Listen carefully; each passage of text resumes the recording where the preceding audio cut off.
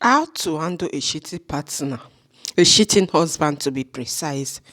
I get confused when I come on air and I see some persons, some women coming to ask questions, coming to lament to say, my husband is cheating on me. What should I do? What do you want me to do? I notice that he's cheating.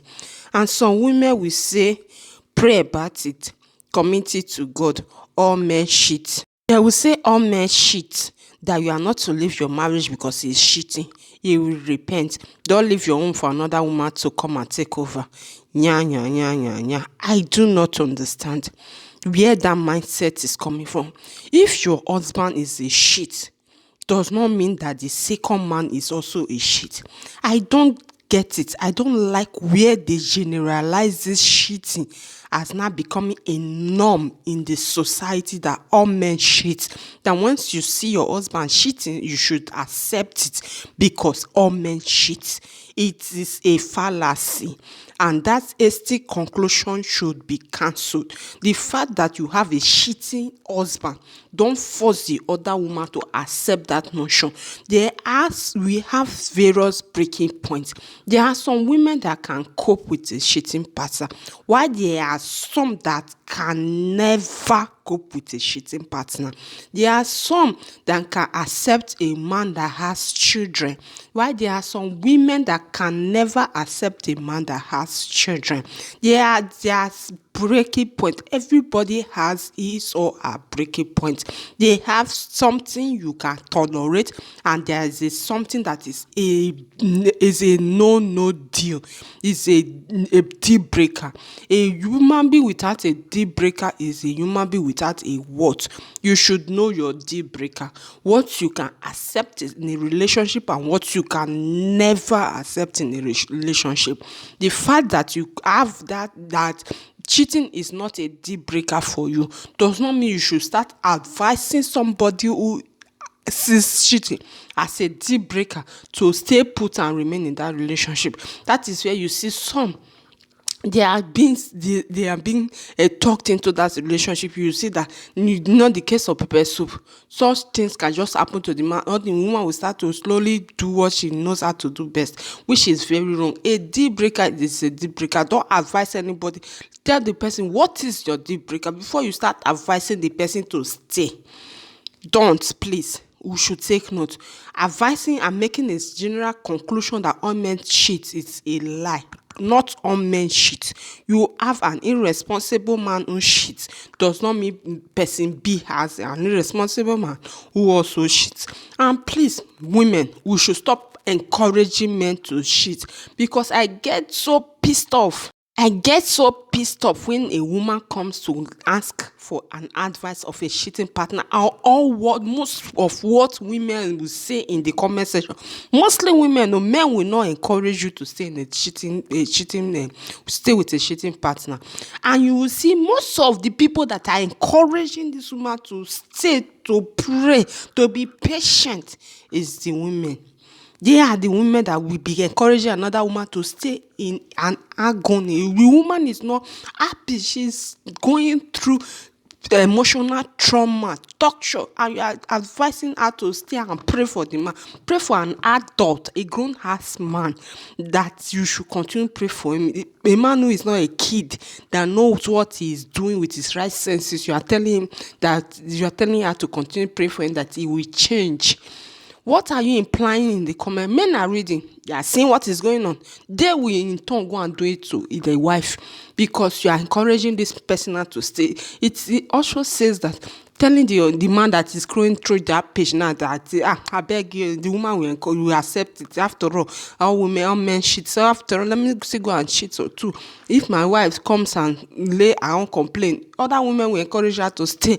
But after all men cheat. That is what they now use as an excuse to commit that act that says all men cheat, because all women encourages them to cheat.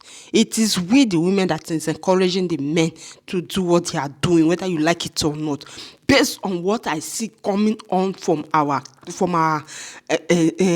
advices on the internet, the majority of the advices I get is stay, pray, it will change. There's nothing like asking the woman, what do you want? What is your peace of mind? What will give you that peace of mind? What is your deal breaker? No. Madam, stay. Pray. It will change. All men's shit. Please, ladies, please, we should have a U-turn and stop encouraging what is not good. All men shit. How?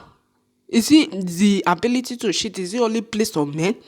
Don't women have the right to shit too? But we chose to be responsible. We chose to keep to ourselves. We chose to respect ourselves and our partner. So why can't the man in return respect you, the woman, and choose to be responsible to you and you alone? Is the only man that can test varieties of soup? Don't we have the taste bud to also like to taste different soup? But we chose to be faithful to our husbands or our relationship, our partner alone. So why can't the man be disciplined and also be faithful to one partner alone? I want to start to spread the John Thomas all around. It is not good.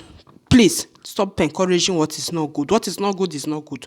What is not good is not good. Don't telling me that man is a polygamist in nature. How? God created Adam and Eve, not Adam and Eve and Rachel. Man was made for one woman. One woman was made for one man. So don't tell me that it's tradition. Tradition, how come? Where did the tradition come from? If you want to refer to the Bible that Abraham married, it was a mistake and it was corrected. Jacob married more than one wife. It was a mistake. If God wanted you to have two wives, he would have given you 2 pennies, not one. He gave you 1 penny to 1 vagina. That is what it's meant for. If God wanted you to have 2 wives, God that gave you 2 eyes, 2 nostrils, 2 ears, 2 kidneys. In case one is not working, another one will work. If God wanted you to, he gave you 2 legs to walk with, 2 hands. God wanted you to have that. It's a tradition for you to be married to 2 wives. He would have also given you 2 pennies, but chose to give you 1 vagina. If you want to tell me that is that other sack that has to, is it the sack that is entering the vagina or is the penis that is entering the vagina? So you don't come there and tell me that it is in the nature of man to shit. Please, one man to 1 wife. What was a mistake? You cannot use it to tell me that it is the tradition. It is not a tradition. It was an error that was corrected. Please take note. Jesus corrected it. Even in the time of old, it was an error, and you saw the consequences of those acts. Abraham chased the baby mama away. You saw that it was corrected. So stop giving me the notion that it is the tradition. Which tradition? Your selfish tradition, your selfishness. You are not making it to say that it's a tradition. It is not. It is your own personal selfishness. Every human being has that urge to want to test another soup, to want to go out and get another flavor, but shows to be responsible, to be faithful to that partner. So men, take that into consideration and be faithful. Don't say all men cheat. It is an irresponsible man that cheats.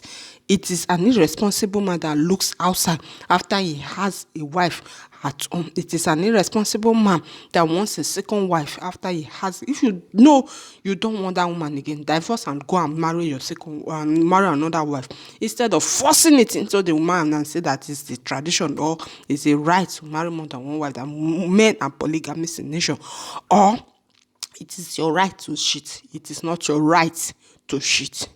I greet your government, Mr. and Mrs. ITK. You know everything I say on this channel. It's only relevant issues. If it's not relevant, I don't talk about it. Except it's a relevant societal issue. That is where I talk. I greet your government, Mr. and Mrs. ITK.